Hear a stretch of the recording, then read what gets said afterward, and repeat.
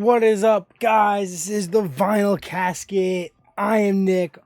This is the home to the lamest taste.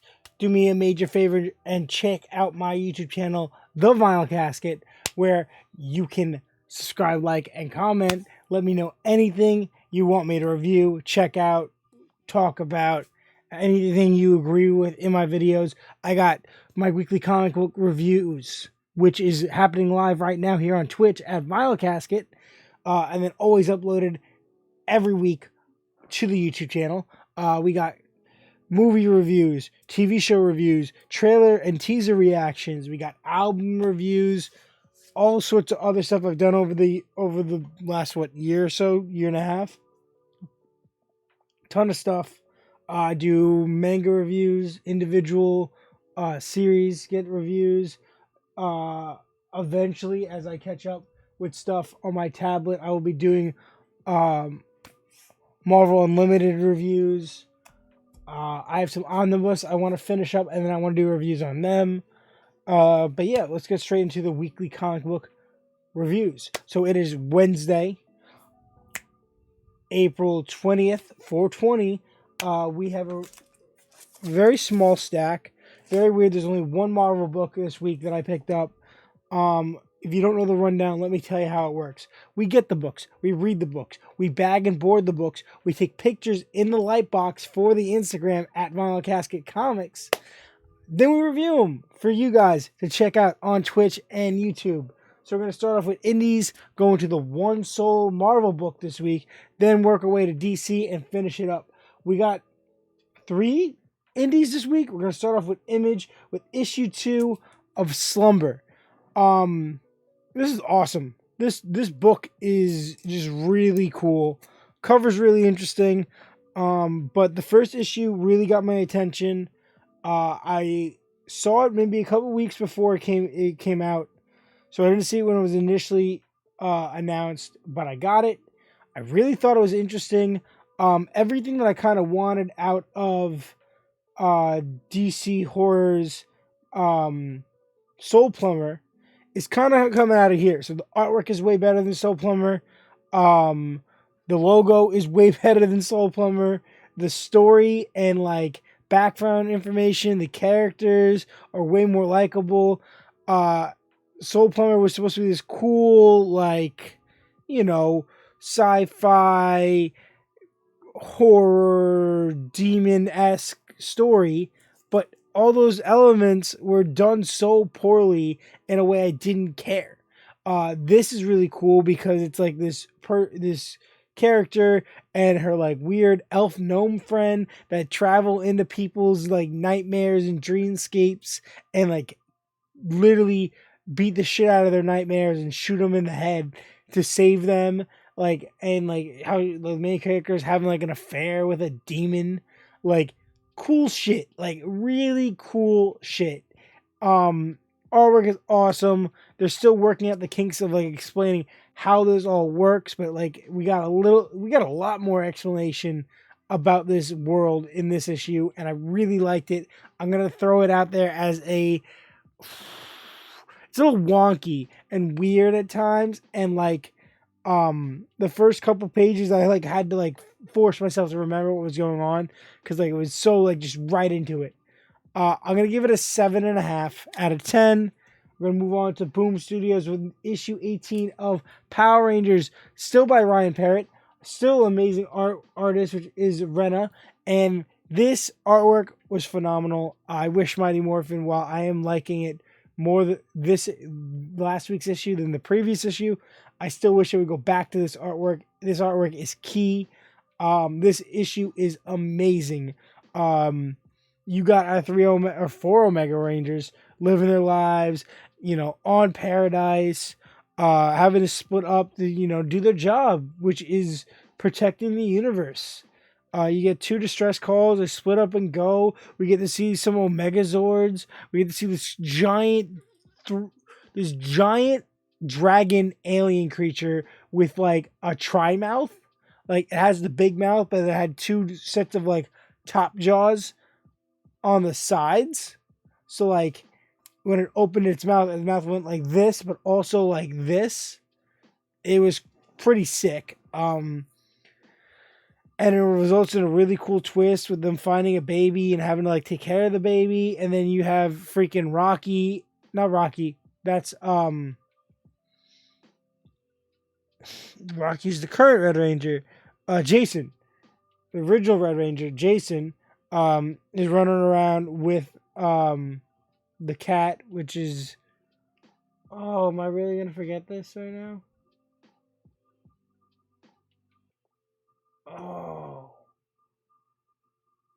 oh no. I know the cat's name. Oh well, it'll come back to me. But we get the new Blue Ranger is running around with Jason, and they encounter none other than freaking Andros, the Red Space Ranger. I had a long conversation a while ago when I did my Power Rangers Mighty Morphin recap with Manny Reads Comics on his channel, on my channel actually. We did a recap one week when we missed the weekly roundup, which is on his channel at Manny Reads Comics every Tuesday. So I was really excited with this, and we were talking about what we see, and I was like, "Oh, they got to bring Andros. Like the Space Rangers would be easy because they're already in space. They can just do that easily. They already established in the lore of the show that like Andros was a Power Ranger like before Turbo, like when Zordon left that one time, like he had somehow at one point had it recruited Zane and Andros. So this is going to explain that. We already saw that. We already seen Andros's sister in this series. So this makes sense. This makes so much sense. He showed the Morpher. I'm really excited. Potentially we could get a Green Space Ranger. Another team would be sick, like an original Space Ranger team that gets destroyed and then the Turbo Rangers take over. I don't know. That was sick. I can't wait. This is Andros on the cover. I knew it when I saw this cover, though. This cover was released way after I had the original conversation, and this is the robe that he wears. Well, it looks like the robe in the show, right? The show is fairly outdated quality, but the action figure they put out a couple months ago was wearing this robe, and this is that robe. I give this an 8 out of 10. It was fantastic. Moving on to the last issue from Boom Studios, an issue number 1 that spawned out of another issue that I talked about a couple weeks ago, and that is issue number 1 of Vampire Slayer with that variant red foil cover. There's going to be a whole series of red foil variants coming out of this. I think this is an ongoing. It didn't say. I know Angel is a 1 of 6, but this is an ongoing. Fantastic number 1. It was literally awesome. I loved everything about it. Artwork, probably the best artwork of any book this week. This is a very interesting universe we're in because it's not Buffy. It says from the world of Buffy the Vampire Slayer, but it's just Vampire Slayer because Buffy isn't the Slayer. It's Buffy and Xander and Willow, but Willow, not only does she have magic like she does, in the other comics and the shows, but she is the Slayer. And the whole power dynamic is completely different in this one issue, and it was good, and I really liked it. I thoroughly enjoyed it. I love the way these characters are so like alike the originals, but also very tweaked and modernized. Fantastic. I'm giving this an 8 out of 10. We move on to Marvel with their one issue of the week for me, with the variant cover for issue number 6 of Hulk. Kind of a letdown because people were trying, apparently, I didn't know this, people were hyping this issue up. I didn't pay attention to any of it. I just been reading the series and enjoying the series from Donny Cates. I thought it was awesome. People were trying to hype this up as a new character. This is, well, I guess you could call it Titan.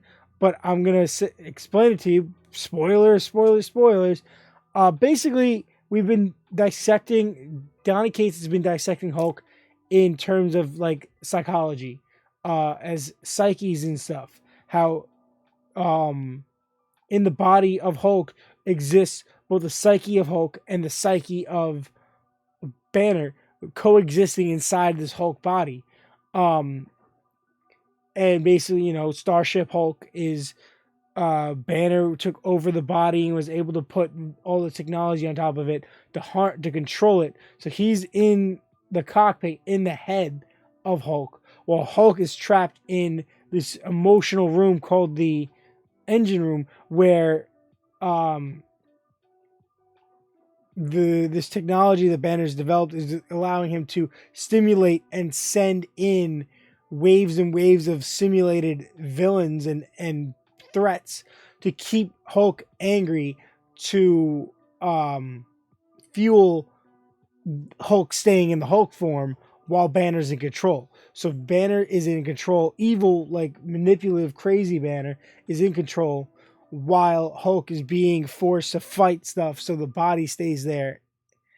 It's very interesting. Basically, we've had this weird, like, other thought process, this other psyche of Betty Brant. Not Brant, but Ross, right? Thunderbolt Ross? Betty Ross? I don't know. Betty is kind of there. Um, like this psyche version of her. They've been like feeding into the ear of Banner, saying stuff, and then in the last issue, kicks him out and takes over. She's this manipulative, weird, crazy, evil-looking character now. That ends up getting, Banner takes over again. But she pushes the Hulk psyche to this whole other, like, threatable level, and causes a new form to be unleashed physically, which they called the Titan form, basically.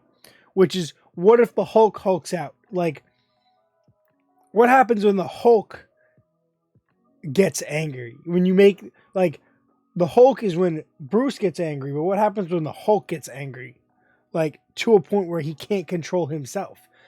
Apparently, there is another creature living inside of Hulk called Titan.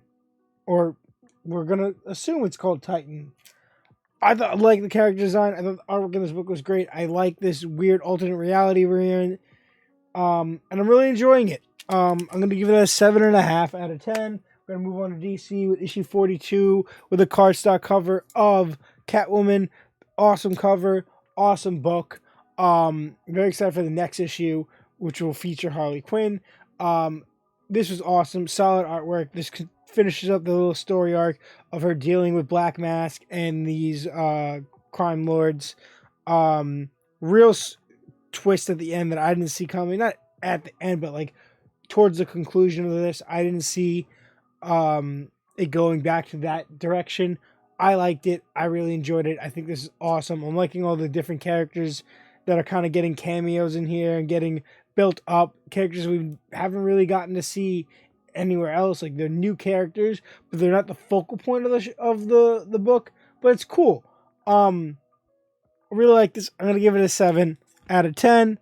We'll move on to issue 2 of World's Finest by Mark Waid and Andrew Mora. Andrew Mora. Awesome artwork. I thought this was awesome. I really, truly enjoyed the Supergirl Robin stuff in here. It was awesome. Super duper awesome writing. I like how Robin's wearing pants. You get Batman and Superman working together, saving Shazam. You got freaking Doom Patrol. Whole bunch of stuff happening in this book. Like, it's very big. Like, I didn't think that this book would be as such of a big scale as it is. It's awesome. Artwork's really good. It gets an 8.5 out of 10 for me. We move on to issue 781 of The Flash. Cardstock cover. This is a cardstock cover. When I saw the mock-up online, I was not enjoying it all, but I didn't like the original cover, so I said, screw it, I'll get this cover, whatever. I, in person, love this cover, actually. And this story was awesome.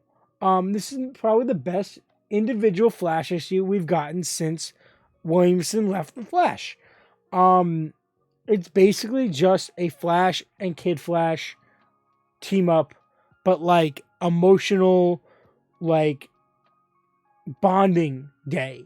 Like they don't bond. Like ever since Wally took over as Flash, and we haven't really seen the other Flashes. We haven't seen Impulse. We haven't seen Kid Flash. We haven't seen the Chinese Flash. We haven't seen Jake Garrick. We haven't seen the return of Godspeed. Jesse Quick is back. Max Mercury's back. We haven't seen any of these characters, which is ridiculous because we need another Flash title. Where is our Impulse title? Where's Flash and Max Mercury both back, alive? Why aren't they hanging out? Why aren't all these Flashes training together? You're giving us freaking his kids, which are developing powers. Excuse me, but where are the rest? You have this giant Flash team, but Wally being head Flash, he's realizing he hasn't really hung out with Wallace yet, and that needs to change. So he goes there, he gets him out of class, from his best friend Roy, which is funny. Makes fun of Nightwing, which is funny, and shows him all around. They had a really fun day together. And it ends with them being like, hey, I need you to babysit the kids. And he's like, what? This is a 9 out of 10. I wouldn't even give it that high of a grade if it wasn't so good. I do normally like it, but I don't think I ever really go over the 7.5, 8 range for that book. But that was a fantastic issue. I highly, you don't even need to know what's going on in the series. Just read that issue. And then finally, we have issue 91 of Nightwing with the cardstock from Thomas Taylor. This is the second part of the Nightwing Flash team up, Wally West. Love this too. I really enjoyed the artwork here. Is it? Oh, it's not. It's Borges. It's not even Redondo. I hate when Redondo takes breaks from this, but this still felt good. It was really solid artwork, really solid story. Concludes that little story, the story arc of him and Flash teaming up and taking on stuff because Nightwing went public. Didn't go public as Nightwing, but put Dick Grayson's face out in the air, and all these mob bosses are trying to kill him, including Tombstone. Not Tombstone. That's Spider-Man. It's oh,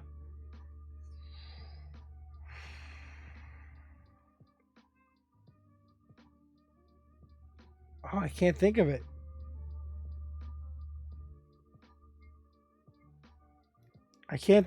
But him and who's Orphan's mother? Lady Shiva are involved at the end, plotting something to take down Dick Grayson. I'm very excited to see where this book is going. I really enjoyed this little mini team up. I love how his friends are such an important role in these stories, and I love that character development. Check this out. This is a 9 out of 10. Easy. And that's all I got this week. Small week. I think they're going to mostly be small weeks from now on. I've kind of condensed the pull list into only necessary things I want. I pick up issue ones and stuff here and there. Maybe covers I want, but mostly I'm sticking to the basics. Batman, Nightwing, Flash, Catwoman, Robin, and then Hulk, Spider-Man, Ghost Rider, Daredevil, and then an alien. But that's all I got this week. This is Nick from the Vinyl Casket, home to the lamest taste. You can check me out on YouTube and here on Twitch. My Instagrams are Vinyl Casket and Vinyl Casket Comics. Uh, Give me a follow, a like, a subscribe, a comment, anything. Really appreciate it. Remember to do me the biggest favor and stay lame.